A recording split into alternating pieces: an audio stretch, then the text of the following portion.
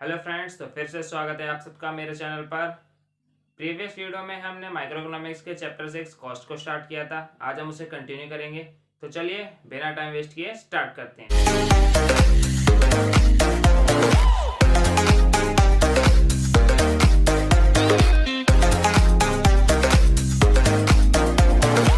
तो आज का टॉपिक आता है एवरेज कॉस्ट। ठीक है, एवरेज कॉस्ट कौन कौन सी होंगी? ये आती है टोटल कॉस्ट से। ठीक है, एवरेज कॉस्ट होती है per unit cost, per unit total cost. ठीक है, ये है हमारी average cost, total average cost. तो ये होगी हमारी क्या होगी? ए सी इक्वल्स टू, ये लिखिए मैंने, टी सी अपॉन क्यू। तो क्या है? पर यूनिट कॉस्ट है। अगर हम फिक्स्ड निकालें, एवरेज फिक्स्ड कॉस्ट, वो होगी पर यूनिट फिक्स्ड कॉस्ट। ठीक है, जैसे हम T F C upon Q कर देंगे और T V C upon Q कर देंगे, आ जाएगी एवरेज वेरिएबल कॉस्ट। ठीक है, अब देख लेते हैं फिक्स्ड कॉस्ट। हमें पता है फिक्स्ड कॉस्ट सेम है। ठीक है, टीएफसी सेम है। ठीक है, ये हमारी चेंज है, बट हम आउटपुट अगर इंक्रीज करते जाएंगे, ठीक है, तो ये हमारी जो वैल्यू है टोटल, वो डिक्रीज करती रहती है। ठीक है, सबसे पहले हाई पे होगी, फिर डिक्रीज करती रहेगी, डिक्रीज करती रहेगी, बट कभी जीरो नहीं होगी। क्यों? क्योंकि जो हमारी टोटल फिक्स्ड कॉस्ट है वो कभी भी जीरो नहीं हो सकती, नॉट इक्वल्स टू जीरो। तो जो हमारा एएफसी है वो रेक्टेंगुलर हाइपरबोला होता है। ठीक है, ये कौन सी शेप है? Rectangular hyperbola. ठीक है, उसके बाद आते हैं हम एवीसी पे। एवीसी की कैसी शेप होगी? U shaped. ठीक है, और जो हमारा एसी होगा उसकी भी यू शेप्ड होगी, क्योंकि इन दोनों का जो डिफरेंस है वो है fixed cost, average fixed cost. ठीक है, तो इनका जो गैप है वो है एवरेज फिक्स्ड कॉस्ट। अब हमें पता है ये कभी भी जीरो नहीं होगा, तो ये जो है एसी और एवीसी कभी भी इंटरसेक्ट भी नहीं करेंगे। ठीक है, अगर एएफसी अगर जीरो हो जाएगा तो ये दोनों इंटरसेक्ट करेंगे। ठीक है, एसी क्या है?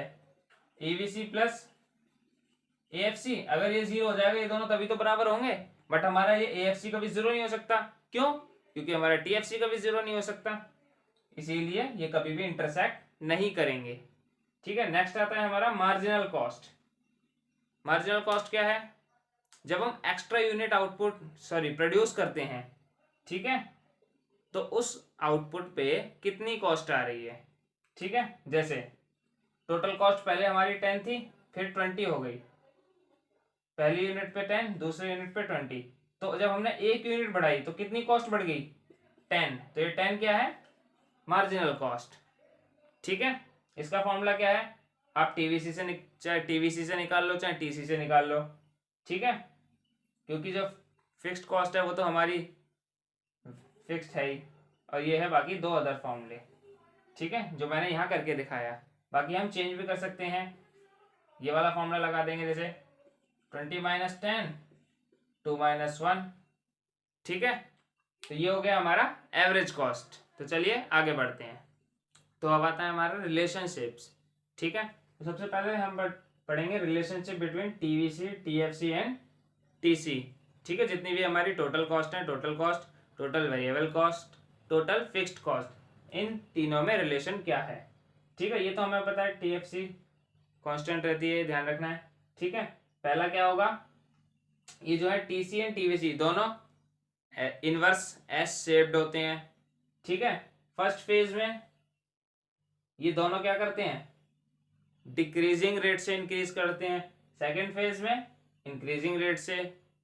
ठीक है, और जो इन दोनों के बीच का गैप होता है वो होता है टीएफसी। ठीक है, तो ये 3 पॉइंट हो गए। अब देखो यहाँ पे हमने, अगर पेपर में आ जाए सिर्फ टीसी एंड टीवीसी के बारे में बताओ, तो तब भी हम इसमें से ही कर सकते हैं। ये दोनों एस शेप्ड है, इन दोनों के बीच का गैप टीएफसी है। ठीक है, और पहले फेज में ये डिक्रीजिंग रेट से इंक्रीज करेंगे, उसके बाद ये इंक्रीजिंग रेट से इंक्रीज करेंगे। ठीक है, दोनों टीएफसी एंड टीवीसी। ठीक है, और ये भी ध्यान रखना है, जो हमारा टीवीसी होता है वो जीरो से स्टार्ट होता है, बट जो टीसी होता है वो जीरो से स्टार्ट नहीं होता है। वो कहां से स्टार्ट होता है? जहां से टीएफसी स्टार्ट होता है। ठीक है, उसके बाद आता है relationship between AVC and AFC and AC. ठीक है, अब हमें पता है एएफसी रेक्टेंगुलर हाइपरबोला है। ठीक है, और जो एवीसी है वो यू शेप्ड है। और ये देखो ये मैंने लाइन जो बनाई है, ये जहां कट करेंगे वहां AC मिनिमम होगा, ये ध्यान रखना है। ठीक है, चलो अब आगे करते हैं। अब देखो जब हमारा AFC एंड ABC फॉल कर रहे हैं तो हमारा AC भी फॉल कर रहा है। ठीक है, पहला पॉइंट हो गया। When AFC and ABC decreases AC also decreases. ठीक है, when AFC and ABC equal AC at its max minimum. ठीक है, मिनिमम पे है। उसके बाद जब हमारा AFC डिक्रीज करता है बट ABC इंक्रीज करता है। ठीक है, तो यहाँ पे क्या हो रहा है, उसके बाद भी जो हमारा AC है वो इंक्रीज करता है। क्यों? क्योंकि जो हमारा ABC है उसका जो इंक्रीजिंग रेट है वो ज्यादा है AFC के डिक्रीजिंग रेट से। ठीक है, तो हमारा AC भी इंक्रीज करता है। तो ये हो गए 2 3 फोर्थ, जो हमारा AC एंड ABC होगा वो कभी भी इंटरसेक्ट नहीं करेगा। क्यों? क्योंकि इन दोनों के बीच का जो गैप होता है वो होता है AFC, जो कभी भी 0 नहीं हो सकता। ठीक है, तो ये तो हो गया, हमने तीनों की बात कर दी। अगर यहाँ पे AFC ना हो, मान लो यही दोनों है, तब क्या करेंगे? ठीक है, सिर्फ AFC को हटा देंगे, जो बाकी जो रिलेशनशिप बचे वो हो जाएंगे हमारे AC एंड ABC के। ठीक है, जैसे देखो ABC जो डिक्रीज करेगा तो AC भी डिक्रीज करेगा। जब AFC का जो मिनिमम पॉइंट होता है वो लेफ्टवर्ड होता है AC के मिनिमम पॉइंट से। ठीक है, दूसरा हो गया। तीसरा, जब हमारा AFC इंक्रीज करता है तो AC भी इंक्रीज करता है, और इन दोनों के बीच का गैप AFC होता है।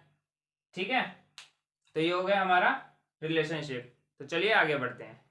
नेक्स्ट आता है हमारा relationship between ABC, AC and MC। अब यहाँ हम मार्जिनल कॉस्ट को भी इंट्रोड्यूस कर रहे हैं। ठीक है, मार्जिनल कॉस्ट का भी जो हमारा कर्व होता है वो यू शेप्ड होता है। ठीक है, तो सबसे पहले ये वाला रिलेशन देखते हैं, TC, TVC एंड MC। ठीक है, क्योंकि जो होता है हमारा TC और MC कहाँ से आता है?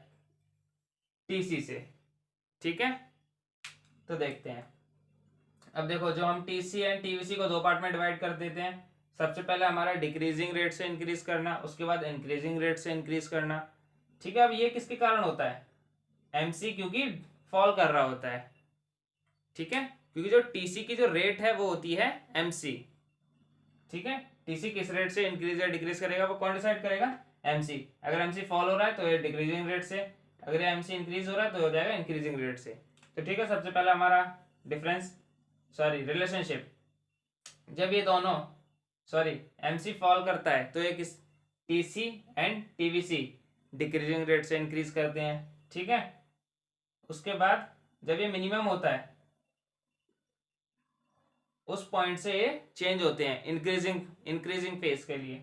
ठीक है, तो MC जब इंक्रीज करने लगता है तो ये क्या करने लगते हैं? इंक्रीजिंग रेट से इंक्रीज करने लगते हैं, TC एंड TVC। ठीक है, अब हम इसको अलग अलग भी कर सकते हैं। जैसे अगर हम बात करें TVC या MC की, सेम पॉइंट्स होंगे। अगर हम बात करें TC या MC की तब भी सेम पॉइंट्स होंगे। ठीक है, तो आगे आते हैं relationship between ABC, AC and MC। ठीक है, अब ये देखो, इस जो ABC और AC होते हैं वो भी यू शेप्ड है, MC भी यू शेप्ड है। ठीक है, जब हमारा AC और ABC ग्रेटर देन होते हैं, AC greater than MC and ABC, तो जो हमारा MC होता है, AC होता है वो फॉल करता है। AC कह लो, AC और ABC दोनों फॉल करते हैं जब हमारे ये दोनों ग्रेटर देन होते हैं MC के। सेम अगर ये लेस देन है, ठीक है, तो ये इंक्रीज करते हैं। और थर्ड, जो MC है इन दोनों को कट करता है इनके मिनिमम पॉइंट पे। ठीक है, ये देखो मैंने निशान लगा रखा है, ये मिनिमम पॉइंट है इन दोनों के।